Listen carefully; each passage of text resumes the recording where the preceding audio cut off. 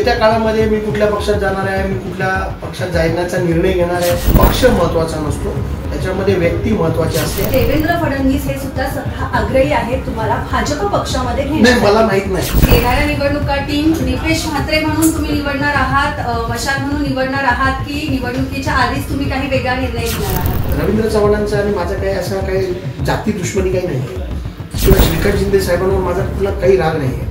हे दोन्ही डोंबिवलीतले प्रतिष्ठित मोठे नेते आहेत। त्या निवडणुकीमध्ये पण आपल्याला एकदम पॉझिटिव्ह चित्र कल्याण डोंबिवली महानगरपालिकेने दिसतं। स्थानिक स्वराज्य संस्थांच्या निवडणुकांचं बिगुल वाजलेलं आहे, पण एकंदरीतच आपण बघितलं तर खरी स्पर्धा सुरू आहे ती सत्ताधारी पक्षांमध्येच, म्हणजे भाजप आणि शिंदेची शिवसेना। बदलापूर अंबरनाथ या ठिकाणी सुद्धा जर आपण बघितलं तर या दोन्ही सत्ताधारी पक्षांमध्येच एकमेकांच्या विरोधामध्ये कमालीचा आकस आणि स्पर्धा दिसून आलेली आहे। मात्र या सर्व घटनांमध्ये एक नाव सध्या चर्चेमध्ये आहे, ते म्हणजे ठाकरे गटाचे जिल्हा प्रमुख दीपेश म्हात्रे नेमकं येणाऱ्या दिवसामध्ये काय निर्णय घेतात। याचं कारण असं आहे की राजकीय वर्तुळामध्ये एक चर्चा सुरू आहे की म्हात्रे हे नेमके कोणत्या पक्षामध्ये प्रवेश करणार आहे, भाजप की शिंदेची शिवसेना, आणि त्या दृष्टीने पडद्याच्या मागून सुद्धा अनेक राजकीय ज्या हालचाली आहेत त्या सुरू झालेल्या आहे। आणि त्यातच दीपेश म्हात्रे यांचा एक व्हिडिओ सध्या सोशल मीडियावर व्हायरल होताना दिसतोय। माझा उपयोग जर माझ्या लोकांसाठी झाला नाही, त्यांचे प्रश्न सोडवण्यासाठी झाला नाही, तर त्या पदाचा प्रतिष्ठेचा काही उपयोग नाही असं मानणारा मी कार्यकर्ता आहे। आणि या व्हायरल व्हिडिओमध्ये ते असं सांगताना दिसत आहेत की पद प्रतिष्ठा ही जर माझ्या लोकांच्या उपयोगाला येत नसेल तर मग अशा पद आणि प्रतिष्ठेचं नेमकं काय करायचं, आणि बाजूला टीम दीपेश म्हात्रे असा लोगो त्या ठिकाणी देण्यात आलेला आहे। त्यामुळे याचा अर्थ नेमका काय होतो, दीपेश म्हात्रे ठाकरे गटाला लवकरच रामराम करणार का, आणि ते कोणत्या पक्षात प्रवेश करणार, असे अनेक प्रश्न या निमित्ताने उपस्थित झालेले आहेत। माझ्यासोबत आता आहे दीपेश म्हात्रे सर, स्वागत आहे आपलं लोकमत मध्ये। सगळ्यात आधी प्रश्न असा आहे की व्हायरल एक व्हिडिओ होतोय इंस्टाग्रामवर, आणि याचा अर्थ आम्ही काय घ्यायचा? तो व्हिडिओ मी पाहिला, तो व्हिडिओ मी जेव्हा पाहिला तेव्हा मला कळलं की काही आमची एक NGO आहे दीपेश म्हात्रे फाउंडेशन या नावाने, त्या NGOच्या पेजवरनं तो व्हिडिओ पोस्ट करण्यात आला होता। आता सध्या आमची NGO एक मोठं काम करते, जे सुमित एरोप्लास्ट आणि कल्याण डोंबिवली महानगरपालिकेमध्ये कॉन्ट्रॅक्ट बेसवरती जे कामगार काम करतात, त्या कामगारांच्या युनियनचं काम आमच्या या संस्थेच्या माध्यमातून सुरू आहे। आणि त्याच्यात तो कुठेतरी व्हिडिओ पोस्ट केला गेला होता। त्या व्हिडिओचे काही अर्थ काढण्यामध्ये अर्थ नाही असं मला वाटतं। मी ज्या पक्षामध्ये काम करतोय, त्या ज्या पक्षामध्ये आज गेल्या वर्षभरापासून मी काम करतोय, त्या पक्षामध्ये आज मी कार्यरत आहे, तिथला जिल्हा प्रमुख आहे आणि मी माझ्या पदाला न्याय देण्याचं काम करतो। नक्कीच, पण तुम्ही जर सांगितलं की हे एक सामाजिक व्हिडिओ होता आणि त्या संदर्भातला तो कंटेंट होता, मात्र पद आणि प्रतिष्ठेचा सुद्धा त्या ठिकाणी उल्लेख करण्यात आलेला आहे, मग असा उल्लेख नेमका या सामाजिक कार्यामध्ये का करण्यात आला? नाही, त्याचा काही लोकांनी काही बघा, प्रत्येकाला एक डोळे बंद केलेले लोक असतात आणि मग त्या विद्यार्थ्यांना विचारलं जातं हत्तीला हात लावून की बाबा, प्रत्येक कोणाला वाटतं हत्ती शेपटीसारखा आहे, कोणाला वाटतं हत्ती कानासारखा आहे। अशा अनेक चर्चा या कल्याण डोंबिवली महानगरपालिकेत माझ्या पक्षप्रवेशाबद्दल सुरू आहेत। तर मला आनंद वाटतो की चर्चा तर सुरू आहे दीपेश म्हात्रेच्या। तुम्ही विद्यार्थ्याचा या ठिकाणी उल्लेख केला, मात्र कल्याण डोंबिवलीच्या राजकारणात नाही तर आता संपूर्ण ठाणे जिल्ह्याच्या राजकारणामध्ये एक हुशार विद्यार्थी म्हणून तुमच्याकडे बघितलं जातं, आणि त्या दृष्टीने तुमची एक डिमांड सुद्धा वाढलेली आहे, तर त्याबद्दल काय सांगाल? नाही, हुशार विद्यार्थ्याचा विषय नाही, पण डिमांड वाढण्याचाही विषय नाही। लोकांचे प्रश्न घेऊन लोकांमध्ये जाणं आणि लोकांच्या प्रश्नाची जाणीव असणं हे खूप एखाद्या राजकारणाच्या दृष्टीने खूप गरजेचं आहे। आपल्या लोकांना काय हवं आहे ते जर तुम्ही देत राहिले तर लोक नक्की तुम्हाला डोक्यावर घेत असतात। डोंबिवलीचा 65 इमारतींचा विषय असो, डोंबिवलीतील हॉस्पिटलचा विषय असो, सर्पदंशाने मृत्युमुखी पडलेल्या मुलींचा विषय असो, किंवा हॉस्पिटलमध्ये दुरावस्था झालेली या गोष्टींचा विषय असो, हे अनेक विषय मी जेव्हा हाताळले तेव्हा याच्यातून नागरिकांचा मोठा प्रतिसाद मला मिळाला, आणि मला आनंद वाटतो की मी एखाद्या विरोधी पक्षामध्ये असताना देखील नागरिकांचा इतका प्रतिसाद मिळतो आणि लोक आपल्या कार्याचं कौतुक करतात, त्याचा मला आनंदच आहे।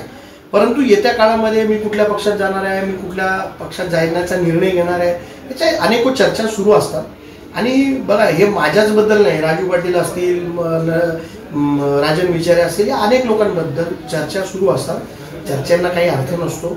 जेव्हा एखादी गोष्ट घडते तिथे सगळ्यांसमोरच घडते, पण मला एवढंच सांगायचं आहे की जोपर्यंत आपण लोकांची कामं करतो, लोकांच्या कामाला पुढे घेऊन जात असतो, तेव्हा आपण पक्ष महत्त्वाचा नसतो, त्याच्यामध्ये व्यक्ती महत्त्वाची असते. आणि आपल्याला बघा, मी आज उद्धव ठाकरे साहेबांबरोबर काम करतो, कोणीच्या सरपंचाच्या विषयामध्ये पण आम्ही गेलो होतो आणि कोणीचा सरपंच देखील आम्ही करून घेतला. या पद्धतीने माझं काम सुरू आहे. जर माझ्या मनात असं काय असेल आणि माझ्या मनात जर काही गोष्ट तर मी ओपन बोलणारा माणूस आहे. परंतु मला आज असं वाटतं की मी ज्या पक्षात आहे त्या पक्षात इमाने इतबारे काम करतोय आणि पुढेही काम करत राहील. बोलता बोलता तुम्ही एक वाक्य बोलून गेलात की पक्ष महत्वाचा नसतो, व्यक्ती महत्वाची असते. आणि शेवट तुम्ही असा केलाय की मी ज्या पक्षात आहे त्या पक्षातच इथून पुढे सुद्धा काम करत राहील. नेमका या दोन विरोधी गोष्टी आहेत. कॉन्ट्राडिक्टरी स्टेटमेंट तुम्हाला वाटत असेल, परंतु मी एक पॉझिटिव्ह काम करणारा माणूस आहे. प्रत्येक गोष्टीमध्ये मी राजकारण बघत नाही. मी लोकांचे विषय घेऊन जेव्हा जातो, लोकांचे विषय जेव्हा मांडतो, जनतेचे विषय जेव्हा मांडतो, तेव्हा एखाद्या वेळेस ते विषय माझ्या पक्षाच्या भूमिकेच्या विरोधात देखील असतात. परंतु जेव्हा जनतेचा विषय येतो तेव्हा ती भूमिका ठामपणे मांडण्याचं काम माझ्याकडनं होत असतं. आणि याच्यातून मी ज्या पक्षामध्ये काम करतो त्या पक्षातनं देखील मला पाठिंबा मिळत असतो. आणि तुम्हाला मी ज्या पद्धतीने सांगितलं की जनतेचा खूप मोठा रेटा माझ्या बाजूने आहे की लोकांचं बघा, लोकांची कामं होणं गरजेचं आहे.